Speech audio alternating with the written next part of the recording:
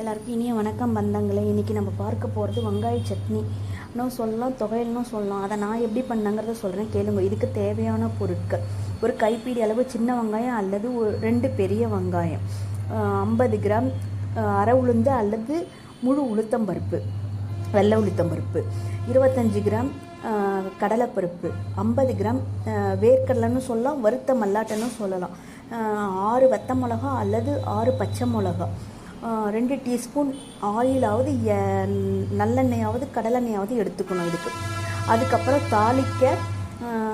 தாளிக்க 1 டீஸ்பூன் எண்ணெய், 1/4 டீஸ்பூன் கடுகு, அரை டீஸ்பூன் அரை உளுந்து, 2 வத்த மிளகா, ஒரு இனுக்கு கருவேப்பிலை. அதுக்கப்புறம் அதில் அந்த இதில் மேலே சொன்னோல்லையும் அந்த அரைக்கிறதுக்கு, அதுக்கு கொஞ்சோண்டு பச்சை கொத்தமல்லி, தேவையான அளவு உப்பு, பெருங்காயம் அதெல்லாமும் அந்த அரைக்கிறதோடு சேர்த்துக்கணும். செய்முறை சொல்கிறேன், கேளுங்க.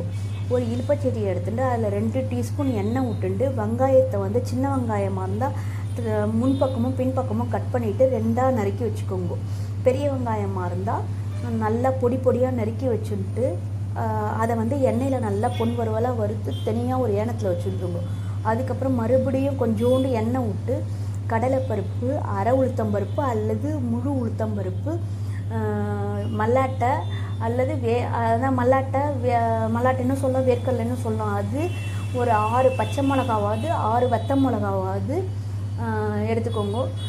அதோடையே உப்பு, பெருங்காயம் எல்லாத்தையும் போட்டு வறுத்துண்டு அதையும் தனியாக எடுத்து வச்சுருங்க. அதுக்கப்புறம் எல்லாத்தையும் ஒன்றா ஒரு ஏனத்தில் வெங்காயம், இந்த வறுத்த பருப்பு எல்லாத்தையும் போட்டு ஒன்றா வச்சு ஆற வச்சுருங்க. ஒரு 1/4 மணி நேரம் ஆறினதுக்கு அப்புறம் ஒரு மிக்ஸி ஜார் எடுத்துக்கோங்க. மிக்ஸி ஜார் எடுத்துட்டு அதுலேயே இந்த கொத்தமல்லியும் வச்சு வதக்கின்றுங்கோ.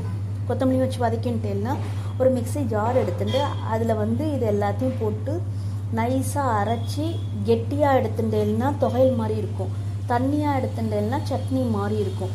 இதுக்கு தாளிக்க ஒரு இல்பச்சட்டி எடுத்துட்டு அதில் 1 டீஸ்பூன் எண்ணெய் விட்டு அரை உளுந்து, கடுகு, 2 வத்த மிளகா, ஒரு இனுக்குன்னா ஒரு இந்த கருவேப்பிலையில் ஒரு இனுக்குன்னா ஒரு இலை மாதிரி வரும் பாருங்க, அதில் கொஞ்சோண்டு எடுத்துட்டு தாளிப்பு போட்டு அதோட சேர்த்துட்டுருங்க. அவ்வளோதான். இந்த வெங்காய சட்னின்னு சொல்லலாம், வெங்காய தொகையில்னு சொல்லலாம்.